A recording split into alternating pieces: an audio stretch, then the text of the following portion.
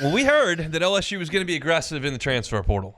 And we heard that there was a lot of money that had been set aside. And we heard that the philosophy of the football program was shifting more and more towards said portal. But we didn't have any results until the transfer portal opens. And when the transfer portal opened, there was kind of a mass exodus from LSU. You had upwards of 15 players jump into the transfer portal and head elsewhere. A lot of depth pieces, not necessarily frontline players, but a lot of scholarships became available when LSU opened that transfer portal. And over the last 72 hours, LSU has made good on that promise to be very active in the transfer portal. They have addressed positions of need with high-level players from across the country, and I've been impressed with what LSU has been able to do. I said back before this thing even cranked up that, like, hey, you're probably going to have some of the best players on your team come out of the transfer portal. And that may be the case. We will certainly find out. It all kind of got started with Bauer Sharp. We talked a little bit about that on Friday's show. He was the tight end from Oklahoma, spent 3 years at Southeastern Louisiana, went up to Oklahoma. He led a putrid Oklahoma passing offense in receptions on the season. Of course, LSU fans will remember him throwing that ill-timed and very, very misguided interception that he chucked up in the middle of the air for Sage Ryan to intercept a few weeks ago in Tiger Stadium. But he absolutely addresses a need of a big physical tight end that can help you in the run game. LSU had to have that to pair with Tradez Green. You bring in J.D. LaFleur, and your tight end situation looks a little bit better. We knew that they had to go there. Speaking of the end, you need to go to the end of the defensive line as well and get some edge players. Kevin Peoples did a phenomenal job with Zavion Jones and with Braden Swinson. Those two guys were really, really good all year. Braden Swinson was as good a pass rusher as LSU had this year. Zavion Jones, while he did make some plays in the pass rush game, was actually really good against the run much of the year, and I think both of those guys improved their draft stock significantly over the last 4 months.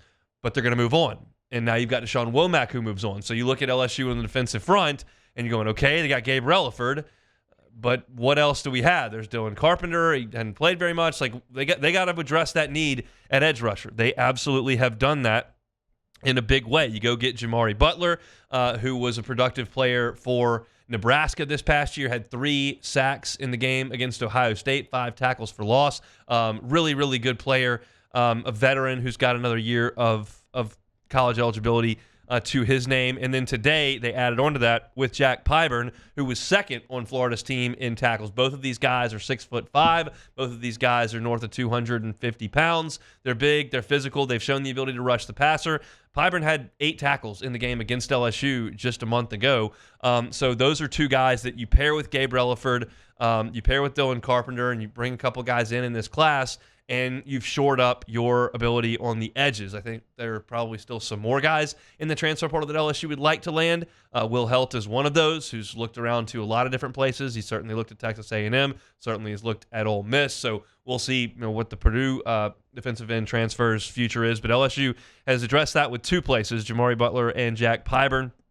And then we knew they absolutely needed to go and get a wide receiver. They add Barion Brown. I will tell you this on Barion Brown. I'm a little bit hesitant on this one.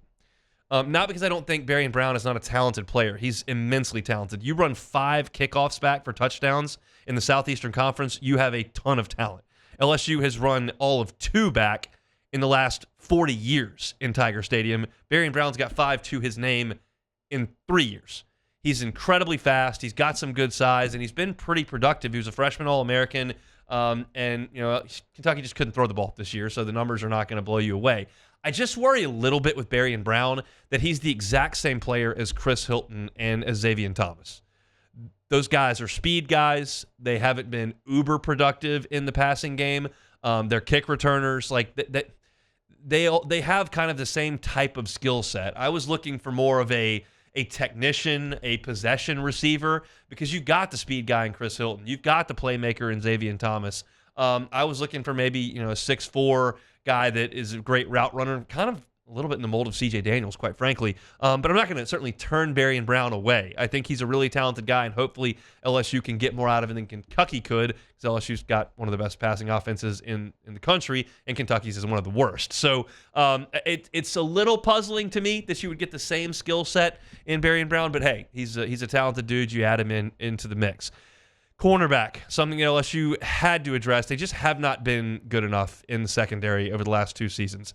There is a talent deficiency problem in the secondary for LSU. I have been to too many practices over the years where I have walked over to the LSU secondary unit and could point immediately to 4 or 5 guys that were going to play in the NFL immediately.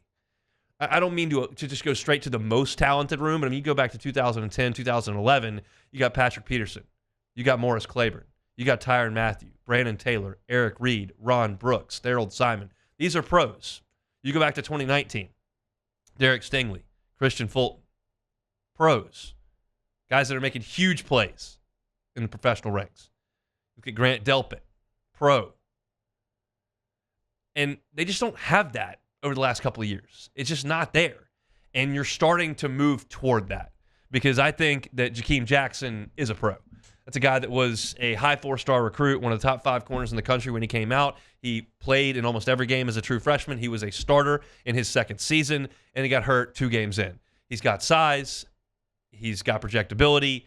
He's a talented guy, and Corey Raymond identified him as a high school player he wanted to bring into the program at Florida. Did that. Now he brings him over to Baton Rouge, and Jakeem Jackson, I think, becomes one of your best corners immediately. We already know that DJ Pickett is coming in this class. We know that Aiden Anding is coming in this class. Ashton Stamps made some strides this past year. You're starting to look like LSU again in the secondary at DBU. You still got to go get some more guys in the secondary to continue to bolster that, because you've got to be able to cover and tackle in this day and age in football, and LSU just did not have the dudes over the last couple of years to do that at an elite level. And the last one I want to talk about here that LSU adds in the transfer portal was Michael Van Buren. This is really interesting, because I have said this, and I think some others have kind of echoed this as well. I thought it was going to be a weird spot for LSU to go in the transfer portal this year, because while there are a bajillion quarterbacks in the transfer portal every single year, they usually transfer to start, right? Usually don't transfer to sit. And LSU is not going to be able to go out there and get a Cam Ward or get a Dylan Gabriel to come in and play quarterback at LSU. You just weren't going to be able to get a bona fide starter to come in and sit behind Garrett Nussmeier. So you were hoping maybe to get a talented young player who was okay with sitting for a year with the, not promise, but the situation presenting itself that he compete to be the starter at LSU for multiple years after this year is over. I did not think that in that spot, LSU would be able to get an SEC starter, which is what they got in Michael Van Buren. Yes, Blake Shapen got hurt, and that's why Van Buren went in, but he started 9 games at Mississippi State. He threw for 300 yards twice, once at Georgia. I'm not saying that he's Jaden Daniels. I'm not saying that he's going to be a first-team All-American. I'm just saying you got a proven SEC starting quarterback with 3 years of eligibility left with Garrett Nussmeier still sitting there. Like, that's a really good ad. And, again, I don't know if he'll ever be the starting quarterback at LSU, but you needed to add a quarterback, and I thought that was going to be tough to do, and LSU managed to pull that off. That's a big, big deal for Brian Kelly, for Joe Sloan, and the football program to go get Michael Van Buren. So those are the additions thus far. You started with Bauer Sharp, you got Barion Brown, you got Jamari Butler, you got Jack Pyburn, you got Michael Van Buren, and there will be more to come, obviously. I think one of the names to look at right now is Virginia Tech center Braylon Moore. That's a name that has been predicted to LSU here in the last couple of days, and that's a guy that I think would be a perfect fit at LSU, a 2-year starter at center for Virginia Tech in the ACC. You could plug him in, move DJ Chester over to a guard, and you start to set up that offensive line. That right now is my number one need for LSU's offensive line. I don't even really care what position they check off the list. I'll take a center. I'll take a left tackle. I'll take a right guard. Give me a proven veteran offensive lineman at really any spot, and LSU will take him, because you don't have any spot on your offensive line right now that is settled. Your tackles and your guards are gone. Your center is probably going to need to move to guard. So, yeah, you've got some guys who were 4 stars, but you got to add proven talent to that spot. at the offensive line, and I think they'll do that over the next 24 to 48 hours. LSU has done a really, really good job. It's amazing as we all kind of start to do this for the first time. This is LSU's first, real overhaul with the transfer portal. They're going to go heavy. I mean, I just rattled off 6 additions and then a potential 7th in Braylon Moore. You figure they're probably going to add 13 guys or so in the transfer portal. That's the biggest crop that they've brought in, save Brian Kelly's first year where you had to patchwork the entire roster. During his tenure in Baton Rouge, this will be the most starters they've brought in outside of that 1 year where you had to redo the entire roster. And I think they've done a really good job of that. There are still holes on this roster. There still needs to be talent upgrades at a significant number of places, but it's a really good start, and it's following through on a promise and a report that we had that LSU has some money. They're going to be aggressive, and I can tell you when you look at some of these guys, they are visiting Ole Miss. They are visiting Texas A&M. They are visiting Georgia and Oklahoma.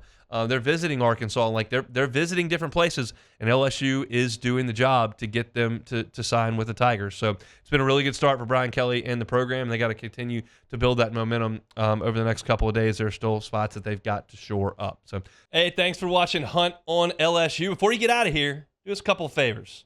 Hit that like button, leave your comments below, and subscribe to the channel for all your Fighting Tiger football talk. See you next time.